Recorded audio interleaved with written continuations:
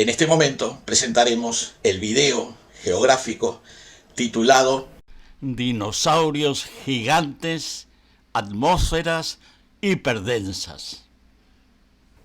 Hay 118 elementos químicos en la naturaleza.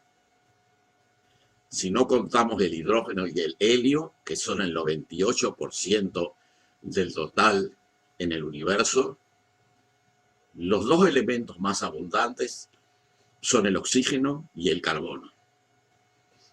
El oxígeno es el tercer elemento químico en abundancia, constituyendo casi el 1% de toda la materia del universo. Y el cuarto elemento en abundancia es el carbono. Y estos dos elementos explican muchas cosas, entre ellas la existencia de la vida y nuestra propia existencia. Al mismo tiempo, deseo hacer notar que por esa razón no es extraño que las atmósferas de Venus y Marte estén constituidas por 95% de dióxido de carbono, que es un compuesto de oxígeno y carbono, o sea, moléculas que contienen 2 átomos de oxígeno y 1 de carbono. Dicho esto, llama la atención que en la Tierra, que es un planeta de la misma familia de Venus y Marte, y que debería tener una proporción parecida de estas moléculas, la cantidad de dióxido de carbono sea apenas de 0,04%, o sea, 2.375 veces menos que nuestros vecinos planetarios. Otra diferencia difícil de explicar, tanto en Venus como en Marte, es la proporción de nitrógeno, que es de 3% en Marte, de 3,5% en Venus, y sin embargo en la Tierra es mucho mayor, 78%, o sea, por lo menos 25 veces mayor.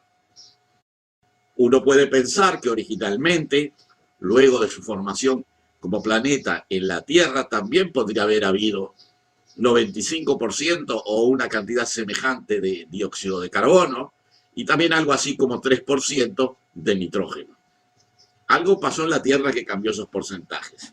Y al mismo tiempo uno puede razonar que al disminuir la cantidad de CO2, o sea, dióxido de carbono, a niveles mínimos, de 95% a 0,04%, eso habría llevado a que el porcentaje de nitrógeno aumentara significativamente.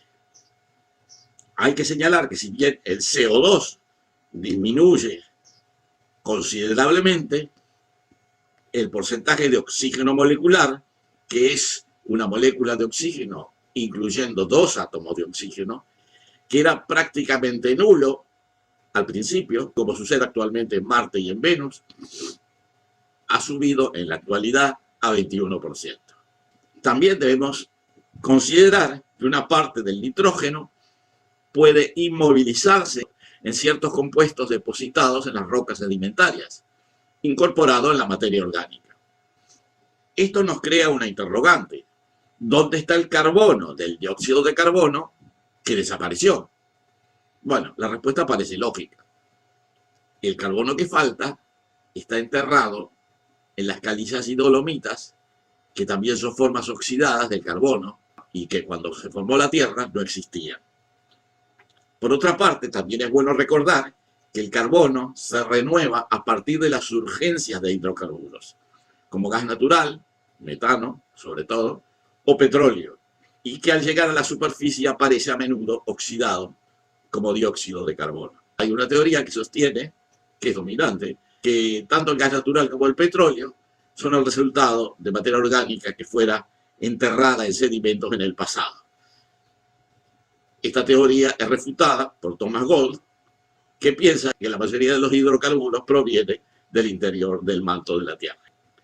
O sea, que reconstruyendo hacia el pasado podemos imaginar una atmósfera original con la densidad necesaria para que el nitrógeno pasara del 3% original al 78% actual, y para ello tenemos que agregar un volumen de aire, de atmósfera, de 2.500 a 3.000% adicional.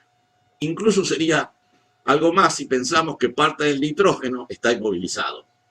O sea, que podemos plantear la hipótesis de que a la atmósfera actual habría que multiplicarla por 50 o 60 para lograr la densidad original del planeta, o por lo menos la densidad original durante el período mesozoico, jurásico y cretácico.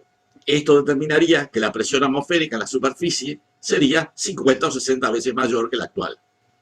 Según David Esker, autor de la teoría de los dinosaurios, Dinosaur Theory, La densidad de la atmósfera esta podría haber sido 300 a 400 veces mayor que la actual, lo cual justificaría que los dinosaurios en el Jurásico, Cretácico, crecieran a un gran tamaño, adquiriendo una cierta flotabilidad, o como se dice en inglés, buoyancy, que permitiera que sus esqueletos resistieran su enorme peso, y justificaría el desarrollo de esas tremendas colas que tenían los dinosaurios, y que los gigantescos reptiles voladores, los llamados pterosaurios, pudieran volar.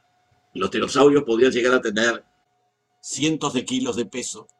y envergadura de las alas de 8, 10 e incluso 12 metros. Las características de una atmósfera hiperdensa, según David Esker, serían las siguientes. 1. El dióxido de carbono es el gas más abundante en la atmósfera. 2. No hay hielo en los polos ni en los picos de las montañas. 3. Existe casi la misma temperatura en todas partes, independientemente de la latitud. Hay vertebrados terrestres gigantescos. Los vertebrados terrestres desarrollan una forma distinta. 4. Con la cola y las patas traseras mucho más grandes y fuertes que sus patas delanteras. 5. La razón por la que los dinosaurios tenían estas características es porque aumentaron su probabilidad de sobrevivir al permitirles moverse más rápido a través de una atmósfera extremadamente densa. Y 6. Resulta mucho más fácil para vertebrados lograr el vuelo. Incluso los reptiles de bajo metabolismo logran volar y se convierten en los vertebrados voladores más grandes que jamás hayan existido. Tampoco hay que olvidar que al haber una atmósfera mucho más densa, los átomos de oxígeno eran mucho más abundantes, ayudando la oxigenación de la sangre en los grandes cuadrúpedos.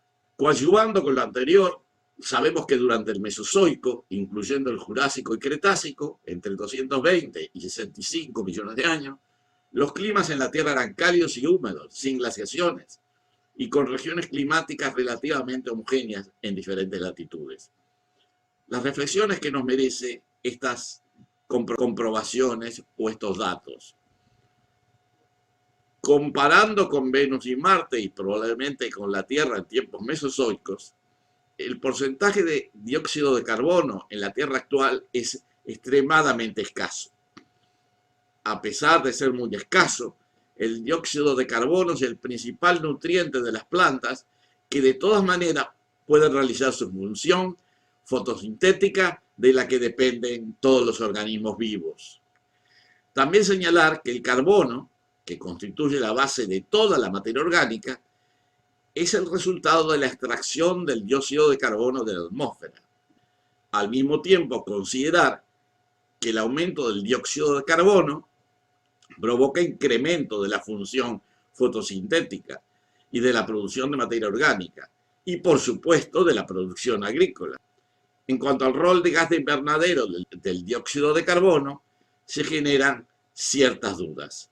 O sea que, desde mi punto de vista, el alarmismo catastrofista con relación al incremento del dióxido de carbono que se proclama en estos momentos en los medios no parece tener razón de ser. Es por lo menos una exageración.